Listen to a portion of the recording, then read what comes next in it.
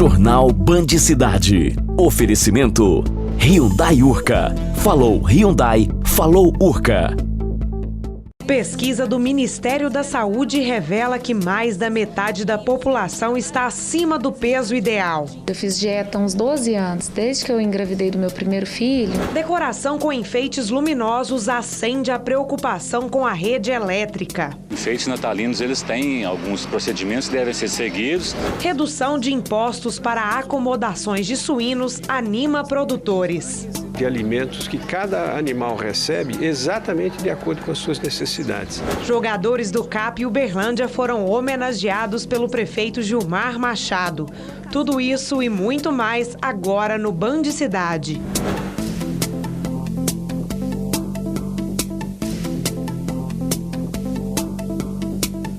Boa noite. A Polícia Civil prendeu na manhã de hoje 14 pessoas suspeitas de envolvimento em roubos registrados em Uberlândia e Araguari, aqui no Triângulo Mineiro, e em Pirapora, no norte de Minas. A Operação Piratas do Asfalto teve o objetivo de combater a criminalidade registrada nas estradas que cortam as cidades. Ainda foram apreendidos 3 revólveres calibre 38, munições, celulares, dinheiro e uma escopeta. Conforme o delegado Samuel Barreto de Souza, foram 6 meses de investigação até que o grupo fosse identificado.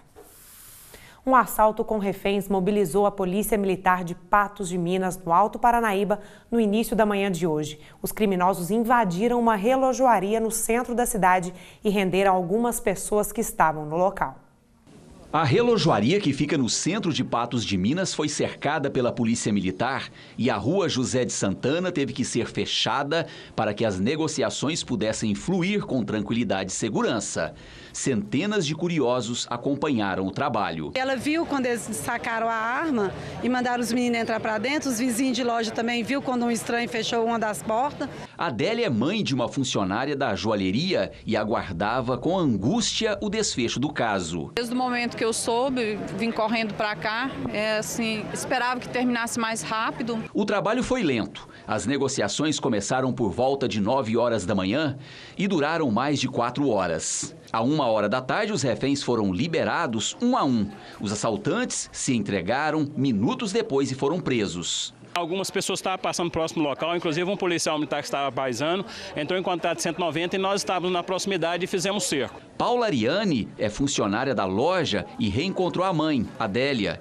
Emocionada, ela contou sobre os momentos de aflição. Nossa, foi muito pânico, coisa que não tem explicação. Achei que a gente não ia sair vivo lá de dentro, eles ameaçando o tempo todo, ameaçando a família. O Wilson era o único cliente da loja e também passou por momentos de sufoco. Chegou o moço com o revólver, 2 já foi entrando no corredor da loja por dentro, já saqueando tudo, sabe? Alisson Silva, de 24 anos, Joel Rodrigues da Silva, de 22, Luiz Fernando de Oliveira, também de 24 anos. Deixaram a relojoaria algemados e foram levados direto para a delegacia. Um revólver calibre 38 com 3 munições foi apreendido, além de todo o material que foi separado dentro de uma mochila pelos criminosos. A Polícia Civil, a Polícia Militar estarão aí a postos para poder realmente coibir e decretar novamente uma 3ª prisão desses indivíduos, caso eles tentem fazer isso após o cumprimento de uma pena, que acredito que vai ser uma pena bem dura. 2 dos presos foram levados para o Hospital Regional Antônio Dias. Há suspeita de que eles teriam engolido algumas joias. Todos os detidos vão responder por roubo qualificado, cárcere privado e ameaça de morte. A ministra do Planejamento e Gestão, Miriam Belchior, esteve hoje de manhã em Uberaba. Ela visitou as obras do Programa de Aceleração do Crescimento do Governo, PAC. Em seguida, a ministra recebeu uma homenagem na Câmara Municipal. Acompanhada do prefeito Paulo Pial e várias autoridades, a ministra de Planejamento e Gestão visitou 2 conjuntos habitacionais que estão sendo construídos em Uberaba com verba do governo federal, dentro do programa Minha Casa Minha Vida e com recursos do Programa de Aceleração do Crescimento, o PAC. Miriam Belchior tirou fotos com operários e ouviu explicação de como é a estrutura dos imóveis. Você tem um acompanhamento técnico que é feito tanto pelo Ministério das Cidades quanto pela minha empresa. Em seguida, na Câmara Municipal de Uberaba, com o plenário lotado, a ministra recebeu o título de cidadão uberabense, oferecido pelo vereador Samuel Pereira e entregue pelo prefeito Paulo Pial, o presidente do Legislativo Elmar Goulart e outras autoridades. É uma pessoa que se destacou ao governo Dilma, né?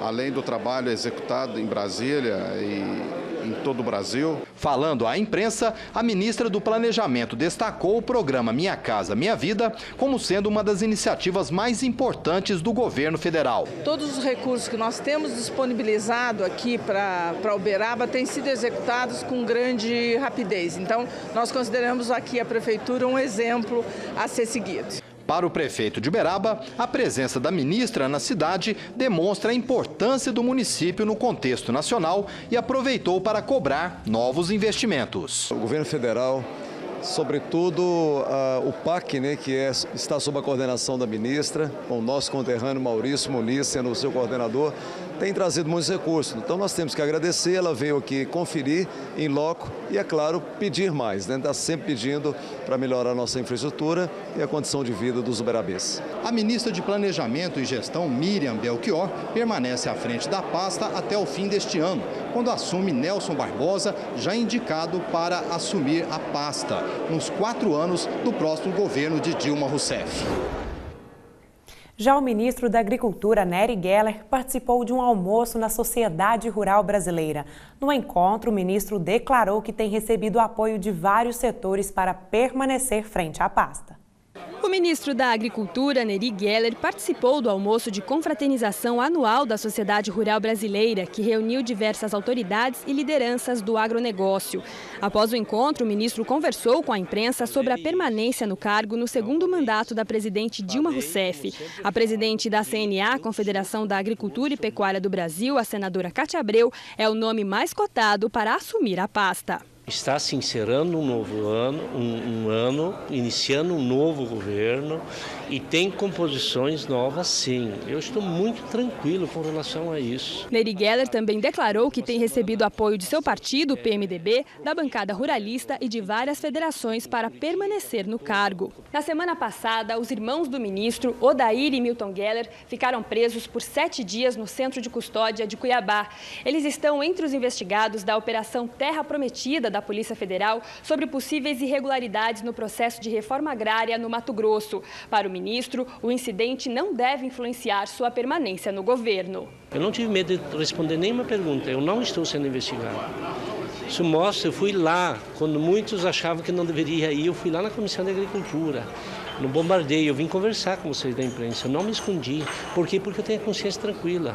O presidente da Sociedade Rural Brasileira, Gustavo Junqueira, afirmou que a entidade vai apoiar quem estiver à frente do Ministério da Agricultura e destacou as prioridades da pasta para os próximos anos. Acho que você tem esse desafio de manutenção do financiamento para o setor, você tem desafios de reestruturação do Ministério, acho que o Ministério tem uma sua estrutura bastante ultrapassada, a gente precisa pensar qual é o negócio do agro que nós queremos em 2050 e, a partir daí, definir qual é, de fato, a estrutura no Ministério da Agricultura que nós precisamos. O Conselho de Ministros da Câmara de Comércio Exterior reduziu o imposto de importação para estações de alimentação eletrônica e pisos térmicos para suínos. A redução do imposto é uma boa notícia para os suinocultores e facilita a importação de equipamentos que ainda não existem no Brasil. Depois que ficou proibida a fabricação de lâmpadas incandescentes acima de 60 watts no Brasil, os suinocultores tiveram que usar um piso com placas térmicas para aquecer os leitões das maternidades. Nesta granja no Distrito Federal, as placas tiveram excelentes resultados. A propriedade também foi uma das pioneiras no uso de estações de alimentação eletrônicas importadas da Áustria. A estação otimiza recursos, facilitando o manejo de matrizes no período de gestação e diminuindo possíveis desperdícios com a ração. Ambos os equipamentos deram resultados muito positivos, segundo o suinocultor Rubens Valentini. A produção é uma produção muito mais controlada, no caso das máquinas de alimentação, muito mais controladas em relação à quantidade de nutrição de alimentos que cada animal recebe exatamente de acordo com as suas necessidades. Agora, uma decisão da Camex, a Câmara de Comércio Exterior do Governo Federal, vai facilitar a compra desses equipamentos pelos suinocultores. O órgão decidiu baixar a alíquota do imposto sobre importação de 14% para 2%. A alíquota menor vale até o dia 31 de dezembro de 2015.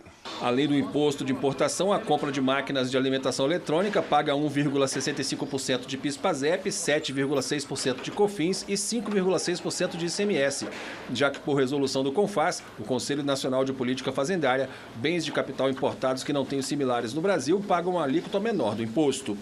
Essa redução é muito importante para facilitar a importação de equipamentos que não existem no Brasil e que elevam o nível tecnológico da suinocultura brasileira. Agora a saúde. O consumo de alimentos rápidos e geralmente gordurosos para muitos já virou uma epidemia mundial. O resultado é que as pessoas estão cada vez mais obesas. Uma pesquisa do Ministério da Saúde revelou que mais da metade da população está acima do peso ideal. Segundo a Organização Mundial de Saúde, a doença da obesidade atinge mais de 1,5 bilhão de pessoas em todo o mundo, o que pode desencadear diversas outras doenças. E em muitos casos, a alternativa encontrada para eliminar o excesso de peso e evitar sintomas graves é a cirurgia bariátrica.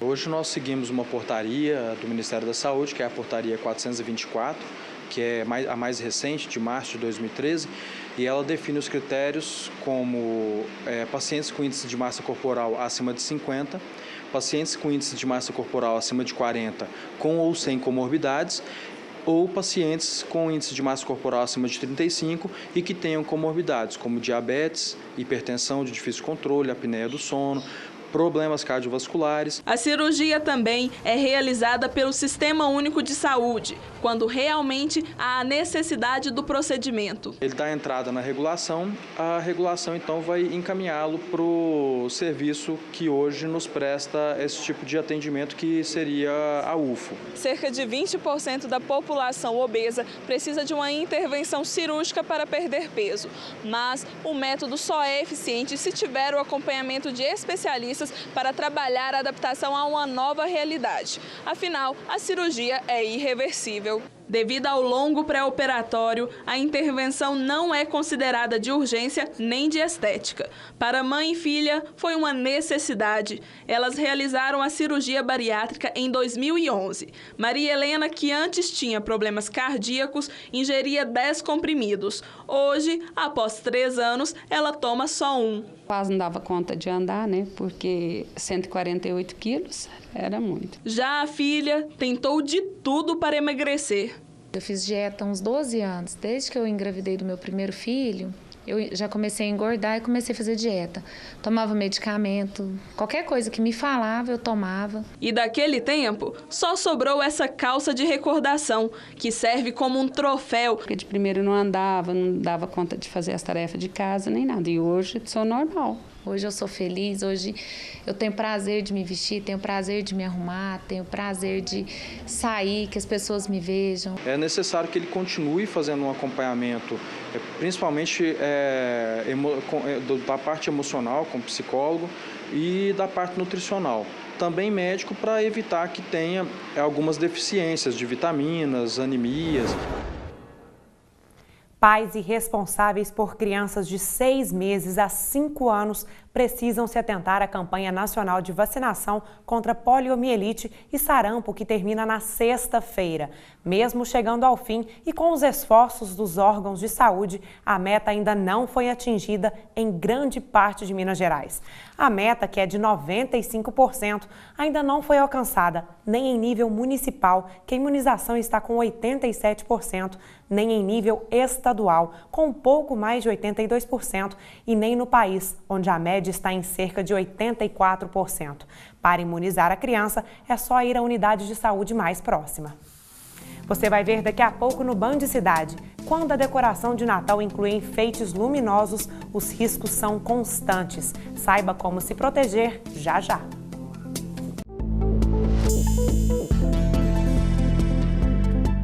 O Ministério Público Federal obteve decisão que obriga o Departamento Nacional de Infraestrutura de Transportes, o DENIT, a restaurar trechos da BR-262 entre o distrito de Realeza, na Zona da Mata, e o município de Reduto, no sudeste de Minas Gerais. As obras deverão efetuar o recapeamento de toda a pista de rolamento, além de revitalizar a sinalização vertical e horizontal, com instalação de radares e redutores de velocidade para garantir a segurança de veículos e pedestres. A sentença também determinou a criação de trevos ou a modernização dos já existentes.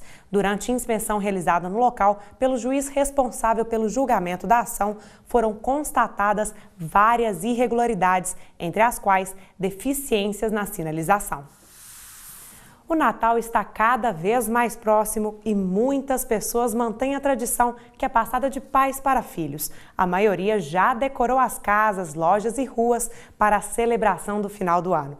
Mesmo em época de festa, é preciso tomar cuidado. Quando a decoração inclui enfeites luminosos, os riscos são constantes. A Companhia Energética de Minas Gerais, a CEMIG, faz um alerta sobre os cuidados a serem tomados. A repórter Maria Emília Duarte tem as informações.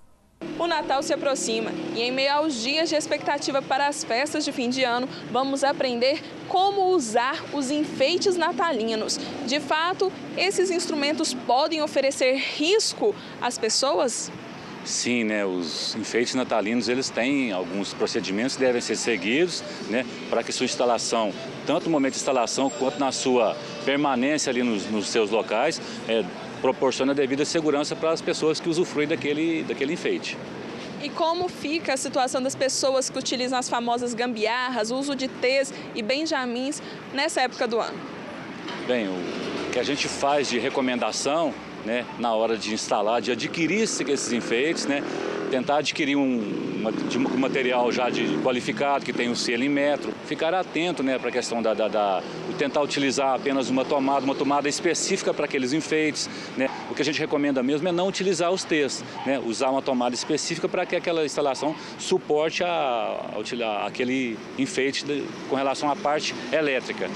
Outro aspecto observado é a questão que os enfeites, eles passam corrente elétrica e são atrativos principalmente às crianças. Como evitar para não ocorrer acidentes? Então a orientação básica mesmo é evitar o alcance das crianças, ou se não, de alguma forma, criar um obstáculo ali de forma que as crianças não tenham acesso.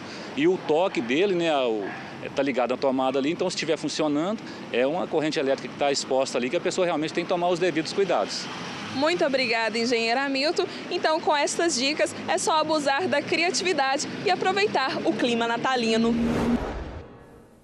A CEMIG terá de indenizar em R$5 mil um comerciante de Uberaba. A decisão é do Tribunal de Justiça de Minas Gerais. De acordo com os autos, o consumidor teve o fornecimento suspenso durante 3 horas na loja dele de artigos masculinos. O corte foi decorrente de um desligamento acidental de energia devido à montagem invertida de tampas de relógios medidores com a loja vizinha. Porém, o consumidor alegou que a suspensão do fornecimento gerou vários prejuízos, como a impossibilidade de emitir notas fiscais e o atendimento adequado aos clientes. Ele também afirmou que a situação ainda trouxe desgaste moral. Em primeira instância, a ação foi julgada procedente pelo juiz Lúcio Eduardo de Brito, da Primeira Vara Cível. A CEMIG recorreu, mas não conseguiu reverter a decisão. Para o relator desembargador Elias Camilo, o dano moral ficou configurado nos autos. A saúde foi tema de discussão na Câmara de Uberaba, no Triângulo Mineiro. Gabriela, os vereadores ouviram um pedido de ajuda. Boa noite. Boa noite, Natália. É verdade, a tribuna livre da Câmara foi usada pelo presidente do Conselho Estadual de Saúde, Jurandir Ferreira. Ele solicitou a ajuda dos vereadores para a reprovação do projeto de lei que, na prática, permite à ProSaúde assumir a gestão das UPAs do Mirante e São Benedito, além do Hospital Regional. Mais de 100 funcionários municipais da saúde de Uberaba participaram da reunião da Câmara Municipal. Nos cartazes, palavras de protesto para pressionar os vereadores a reprovarem o projeto de lei que irá legitimar a entrada da ProSaúde na gestão das unidades de pronto atendimento e do Hospital Regional. A manifestação aconteceu durante a participação do presidente do Conselho Estadual de Saúde na Tribuna Livre. Jurandir Ferreira afirmou que a entrada de uma organização social é irregular. É uma condicionalidade que nós estamos discutindo com os promotores do Tribunal de Justiça de Minas Gerais e os procuradores da República em Uberaba, né, sobre essa condicionalidade. O que foi feito? Uma alteração, um pedido de alteração pelos promotores do Estado para que amenizasse, né, a gente chama assim, que ficasse melhor a questão da legalidade, né, vamos dizer assim, da aprovação dessa lei. Porque para nós, qualquer alteração que for feita ou não nela, ela permanece inconstitucional. O medo dos funcionários é a perda dos cargos com a terceirização. Um caixão foi colocado no meio do plenário representando a morte do sistema de saúde municipal. Jurandir explica que a verba destinada à ProSaúde não trará nenhuma economia ao município. Então, o mesmo dinheiro que eles estão pagando a um OS, eu avalio pelos contatos que a gente tem feito, que a gente tem condição de fazer com 30% ou 40% mais barato e contratando os melhores profissionais do Brasil para gerir esse hospital. O presidente ainda denuncia que a própria organização social irá terceirizar também alguns serviços. Fui chamado por um grupo de médicos onde eles descobriram uma situação de que eles não teriam contrato nem com a prefeitura e nem com a OS ProSaúde. Olha, como é que é isso? Aí alguém soltou que vai vir amanhã um senhor de Ribeirão Preto, de uma empresa chamada Gesti, que faz todo o gerenciamento dos profissionais da ProSaúde. O projeto de lei responsável pela polêmica altera a lei municipal, que autoriza o município a qualificar e contratar organizações sociais, como a ProSaúde, por exemplo. Ele entrou em pauta no mês passado, mas não foi votado. Os vereadores alegaram que não tiveram tempo suficiente para analisar o conteúdo. Ainda não há previsão de quando ele retorna para a pauta de votações. Jogadores do CAP Uberlândia são homenageados pelo prefeito Gilmar Machado. É o que você acompanha logo depois do intervalo.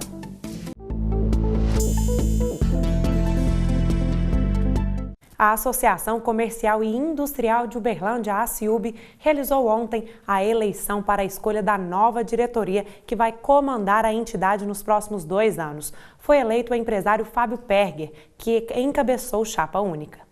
O novo presidente da ACIUB tem pela frente um ano de 2015 com um PIB em baixa e uma política nacional de turbulência. Esse, com certeza, será o maior desafio. Mas mesmo diante dessa dificuldade, os componentes da nova mesa diretora plena não se assustam diante de tal fato. Eleito por aclamação, o novo presidente da ACIUB, Associação Comercial e Industrial da cidade de Uberlândia, para o biênio 2015-2016, senhor Fábio Perger. Vamos fazer aí um pouco do histórico do empresário Fábio Perger e a expectativa sua para esses 2 anos frente à presidência da ACIUB.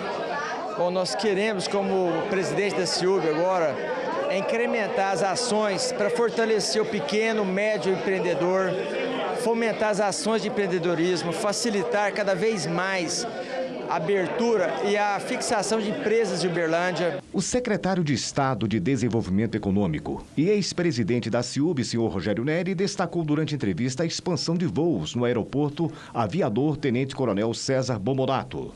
Já no início de 2015, voos internacionais colocam definitivamente Uberlândia em destaque com países da América Central e Europa. Isso será bom para o turismo de negócios e trará grande movimentação na rede hoteleira de Uberlândia, conforme explicou o secretário. Conseguimos, através de uma renúncia fiscal do Estado de Minas Gerais, na Secretaria de Fazenda, junto com a GE, que é a Advocacia Geral do Estado, uma condição em que nós podemos trazer um voo da Gol, né, para Lisboa, para Punta Cana e para Buenos Aires, com uma conexão em Belo Horizonte, onde você só vai fazer a entrega, mostrar seu passaporte para a polícia. A tendência, segundo todos os presentes, é inovar e sair da mesmice, pois só assim teremos um polo industrial que enfrentará as dificuldades de mercado e como principal alvo, a geração de emprego. Então isso tudo, com o aumento do PIB, melhorando o valor agregado que chega em Uberlândia, a entidade tem um papel muito forte e muito preponderante nessa área. Agora o esporte. Os jogadores do CAP Uberlândia foram homenageados pelo prefeito Gilmar Machado no centro administrativo.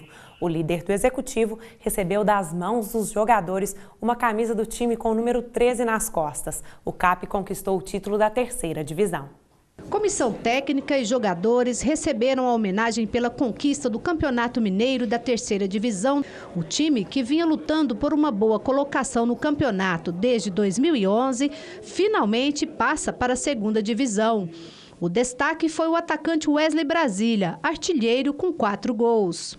Graças a Deus, viemos todos com esse objetivo, né?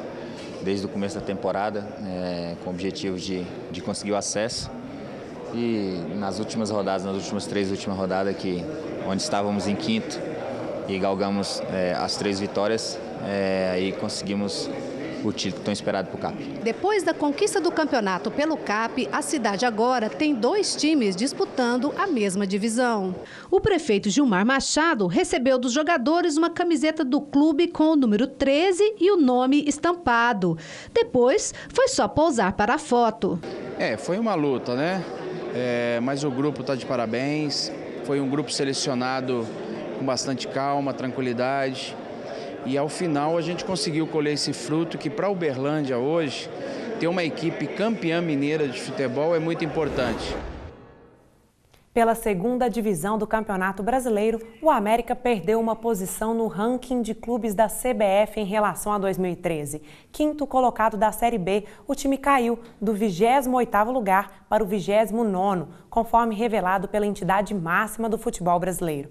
Houve muitas mudanças no ranking. 5º da Série B em 2014 e eliminado na 2ª fase da Copa do Brasil, o América ultrapassou o Paraná Clube, mas foi superado por América de Natal e ABC. E o Band Cidade de hoje termina por aqui. Uma ótima noite para você e eu te espero amanhã às 10 para as 7 da noite. Fique agora com o Jornal da Band.